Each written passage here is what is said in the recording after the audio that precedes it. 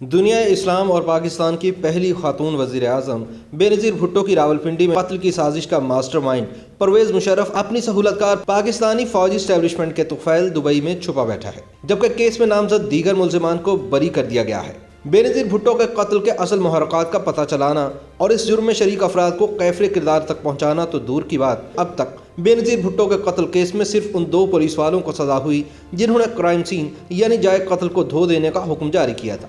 ان police والوں کی سزا کو بھی عدالتوں نے ناانصافی قرار دیتے ہوئے ختم کر دیا تھا، جس کی بڑی وجہ یہ تھی کہ پولیس والوں نے کرائم سین کو فوجی حکام کے کہنے پر دھلوایا تھا۔ یہ بھی ایک حقیقت ہے کہ دن دہاڑے بینظیر کا راولپنڈی میں بہیمانہ قتل ممکن نہ ہوتا اگر فوجی حکام کے کہنے پر محترمہ کے گرد موجود سینکڑوں پولیس والوں کا سیکیورٹی کارڈن یا حفاظتی حصار ختم نہ کروا دیا گیا ہوتا۔ ایسا پرویز مشرف کی مرضی کے بغیر ممکن نہیں تھا، جو کہ سن 2007 میں سیاہ سفید کا مالک تھا اور جس نے ملک واپسی کی صورت میں بینظیر بھٹو کو ان کی جان کے جانے کی دھمکی بھی دی تھی۔ بینظیر بھٹو شہید مسلم دنیا کی پہلی خاتون تھی جنہیں کسی ملک کی سربراہی کا موقع ملا۔ 27 دسمبر سن 2007 کی شام کو جلسہ ختم ہونے کے فوری بعد لیاقت باغ سے باہر آنے والے محترمہ کے جلوس کا حفاظتی حصار ہٹائے جانے کے بعد 15 سالہ حملہ آور بلال نے خود کچھ دھماکہ کر دیا، جس سے ہر طرف تباہی مچ گئی۔ دھماکہ کرنے سے چند لمحے پہلے بلال نے پسٹل سے محترمہ کے سر کو بھی نشانہ بنایا۔ اس حملے کے وقت محترمہ گاڑی کے سن روف سے باہر نکل کر مجمع کو ہاتھ ہلا رہی تھی، تاہم دھماکے اور فائرنگ کے فوراً بعد محترمہ گاڑی کے اندر گر گئیں۔ انہیں شدید زخمی حالت میں اسپتال پہنچایا گیا، لیکن وہ جاں بر نہ ہو پائیں۔ بینظیر بھٹو پاکستان کے پہلے جمہوری وزیر اعظم ذوالفقار علی بھٹو کی بیٹی تھی۔ ان کے والد کا سیاسی سفر ایک فوجی عامر نے ختم کیا، جب سن 1979 میں جنرل ضیاء الحق کے دور حکومت میں انہیں پھانسی پر چڑھا دیا گیا۔ بینظیر بھٹو اس کے بعد 2 مرتبہ پاکستان کی وزیر اعظم بنی، لیکن فوجی اسٹیبلشمنٹ نے کبھی ان پر اعتبار نہیں کیا اور کرپشن کے الزامات پر انہیں حکومت سے نکال باہر کیا۔ اپنی شہادت کے وقت بینظیر بھٹو تیسری مرتبہ وزیر اعظم بننے کے لیے انتخابی مہم چلا رہی تھی۔ ان کی اچانک شہادت کے بعد پاکستان میں بڑے پیمانے پر بد امنی پھیل گئی۔ ان کے چاہنے والوں نے سڑکوں پر جلاؤ گھیراؤ اور پتھراؤ کیا اور پنجابی اسٹیبلشمنٹ کے خلاف نعرے بازی کی۔ سن 2017 میں سابق فوجی عامر جنرل پرویز مشرف نے بیوی کی شہادت کے 10 سال بعد دیے جانے والے ایک انٹرویو میں اس بات کا اعتراف کیا کہ شاید اسٹیبلشمنٹ بینظیر بھٹو کے قتل میں ملوث ہو۔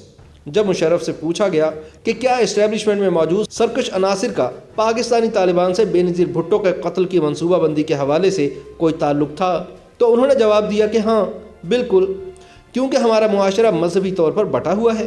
مشرف کے مطابق ان عناصر کی موجودگی شاید بینظیر بھٹو کی موت کا سبب بنی ہو۔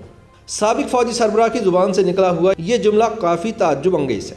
عمومی طور پر پاکستان میں اعلیٰ فوجی حکام شدت پسند جہادی حملوں میں ریاست کے ملوث ہونے کے الزام کو قطعاً غلط قرار دیتے ہیں۔ یہ پوچھنے پر کہ کیا انہیں ریاست کے شرپسند عناصر کے اس حملے میں ملوث ہونے کے بارے میں کوئی مخصوص معلومات تھیں، تو مشرف نے جواب دیا کہ میرے پاس کوئی حقائق تو نہیں، لیکن میرے خیال میں میرا اندازہ کافی حد تک درست ہے۔ ایک ایسی خاتون جو مغربی ممالک کی جانب مائل ہو، وہ ان سخت گیر عناصر کی نظر میں آ سکتی ہے۔ واضح ہے کہ پرویز مشرف پر خود اس مقدمے میں قتل کا الزام، قتل کی سازش اور قتل کرنے کے لیے مدد فراہم کرنے کے الزامات لگے ہیں۔ تاہم دوسری طرف یہ بھی ایک حقیقت ہے کہ اکتوبر سن 2007 میں ملک واپسی کے فوراً بعد جب کراچی میں کارساز کے مقام پر بی بی کے قافلے پر 2 خودکش حملے ہوئے، تو انہوں نے مشرف کے قریب ترین افراد کو FIR میں نامزد کر دیا تھا، جن میں تب کے director general intelligence bureau brigadier Ijaz Shah بھی شامل تھے۔ اس حملے کے فوراً بعد محترمہ نے ایک خفیہ خط میں CNN سے وابستہ ایک امریکی صحافی کو لکھا تھا کہ اگر انہیں قتل کر دیا جائے تو اس کی ذمہ داری جنرل پرویز مشرف پر عائد ہونی چاہیے۔ یہ خط بی بی کی شہادت کے بعد منظر عام پر آیا تھا۔ مشرف کے خلاف بینظیر بھٹو کے مقدمہ قتل کی پیروی کرنے والے وکلاء کے مطابق مشرف نے 25 ستمبر کو بینظیر بھٹو کو فون کیا جب وہ نیو یارک میں تھی اور اپنی 8 سالہ ملک بدری ختم کرنے سے 3 ہفتے دور تھی۔ بینظیر بھٹو کے طویل عرصے سے قریبی رفیق مارک سیگل اور صحافی رون سسکن دونوں نے بتایا کہ وہ اس فون کال کے وقت بینظیر بھٹو کے ساتھ موجود تھے۔ مارک سیگل کہتے ہیں کہ فون کال ختم ہونے کے فوراً بعد بینظیر بھٹو نے کہا کہ مشرف نے مجھے دھمکی دی ہے۔ اس نے کہا ہے کہ پاکستان واپس مت آؤ۔ مشرف نے مجھے خبردار کیا ہے کہ واپس مت آنا۔ بینظیر نے انہیں بتایا کہ مشرف نے واضح الفاظ میں کہا ہے کہ میرے واپس پاکستان آنے کے بعد اگر مجھے کچھ ہوا تو وہ یعنی مشرف اس کا ذمہ دار نہیں ہوگا، اور مزید کہا کہ میری زندگی کی سلامتی اور سیکیورٹی پرویز مشرف سے میرے تعلق پر منحصر ہے۔ دوسری جانب بینظیر بھٹو کے صاحبزادے اور سیاسی وارث بلاول بھٹو کہتے ہیں کہ مشرف نے تب کی صورتحال سے فائدہ اٹھاتے ہوئے میری والدہ کو قتل کروایا۔ मुशर्रफ ने जानबूझकर मेरी वालिदा की सिक्योरिटी को कमज़ोर किया ताकि वो कत्ल हो जाएं और मंजर से हट जाएं। मोहतरमा का कत्ल एक मुअम्मा बना हुआ है। इनके कत्ल के चंद हफ्तों बाद 5 मुलजिमान ने अलकायदा और तालिबान के कहने पर 15 साल खुदकुश बमबार बिलाल की मदद का एतराफ़ किया था।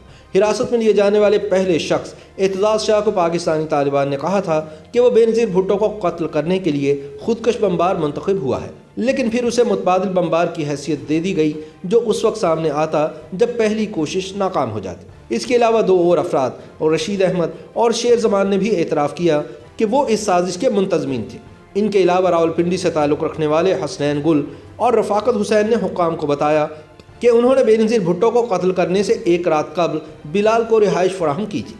गो कि ये तमाम एतराफ़ी बयानात बाद में लिए गए थे, लेकिन बेनज़ीर भुट्टो के कत्ल से चंद घंटे कबल की फ़ोन रिकॉर्ड से साजिशों के महल वक़ू और गुफ्तगू इन एतराफ़ी बयानात की सच्चाई की तस्दीक करती है, जो कि बाद में वापस ले लिए गए थे। हसनैन गुल ने पुलिस को उस अपार्टमेंट में मज़ीद शवाहिद दिखाए थे जहाँ बिलाल ने रात गुजारी थी। बिलाल के जिस्म से मिलने वाला DNA और इस अपार्टमेंट से मिलने वाले DNA को बाद में अमरीकी लैब में तस्दीक के लिए भेजा गया, जहां वो आपस में बराबर का जोड़ साबित हुए। मोहतरमा बेनज़ीर भुट्टो के कत्ल की तफ्तीश करने वाले सरकारी वकला का ख्याल था कि वे मुबैना मनसूबा साजों तक पहुँच जाएंगे, लेकिन सितंबर सन 2020 में यह मुकदमा तब ख़त्म हो गया जब जज ने फैसला दिया कि शवाहिद जमा करने और अदालत में पेश करने के तरीक़ाकार में गलतियाँ थीं, इसलिए तमाम मुलजिमान को बरी किया जाता है। ताहम अभी 5 मुलजिमान अपील का नतीजा आने तक हिरासत में हैं।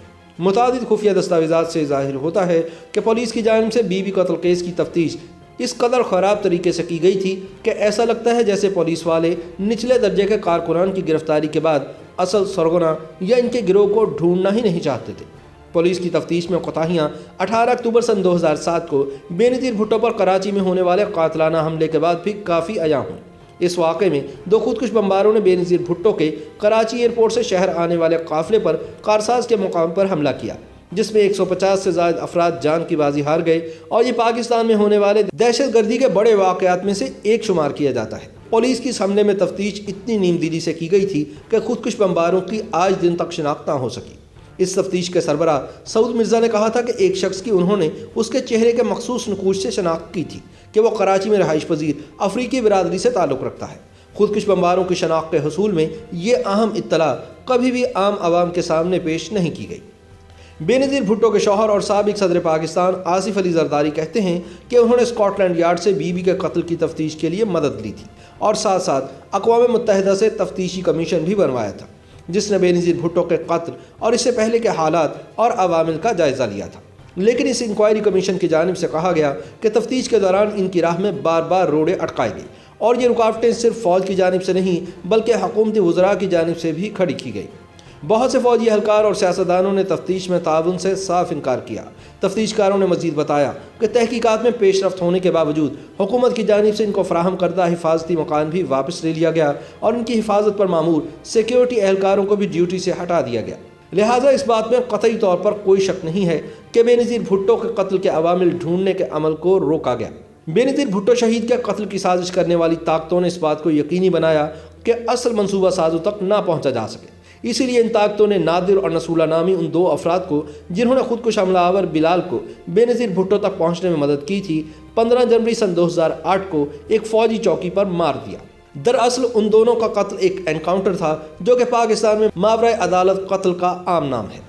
नादिर और नसरुल्लाह तालिबान के हामी हक्कानी नेटवर्क के मदरसे में ज़ेर तालीम थे। ये भी याद रहे कि बेनज़ीर भुट्टो कत्ल केस के चीफ प्रोसिक्यूटर चौधरी जुल्फ़िकार को 3 मई सन 2013 को इस्लामाबाद में अदालत जाते हुए गोलियां मारकर कत्ल कर दिया गया था। नाक़िदीन का कहना है कि बेनज़ीर भुट्टो के हाई प्रोफाइल कत्ल में मुशर्रफ के वाज़ेह किरदार के बावजूद इसे कानून के कटहरे में ना लाया जाना इस बात का बय्यन सबूत है कि पाकिस्तानी फ़ौजी इस्टेब्लिशमेंट भी इस घिनौने वाक़े में बराबर की मुलव्विस है। अगर फ़ौज गैर रियासी अनासिर की सहूलत कारी ना करती तो उनके लिए बेनज़ीर को टारगेट करना आसान ना था। मुशर्रफ को आईने पाकिस्तान सैबोटाज करने के जुर्म में एक खुसूसी अदालत गद्दार करार देकर सजाए मौत भी सुना चुकी है, लेकिन किसी में हिम्मत नहीं कि उसे दुबई से पाकिस्तान लाए और अदालती फैसले के मुताबिक इस्लामाबाद के डी चौक में 3 रोज़ तक फांसी के फंदे पर लटका दे। अगर ऐसा हो जाए तो मुल्क के मुत्तफ़िका आइन से खिलवाड़ करने वाले और पाकिस्तान की पहली खातून वज़ीर आज़म को कत्ल करवाने वालों के अंजाम से दीगर जमहूरियत दुश्मन और रियासती अनासिर भी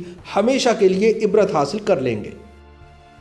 YouTube पर गूगली न्यूज देखने के लिए youtube.com की सर्च बार में गूगली न्यूज टीवी टाइप करें। गूगली न्यूज के पेज पर सुर्ख रंग के सब्सक्रिप्शन वाले बटन पर क्लिक करना ना भूलिए। YouTube पेज पर अपलोड होने वाली वीडियो से बाखबर रहने के लिए बेल आइकन पर क्लिक कीजिए। आपको हर नई वीडियो के बारे में नोटिफिकेशन मौसूल हो जाएगा।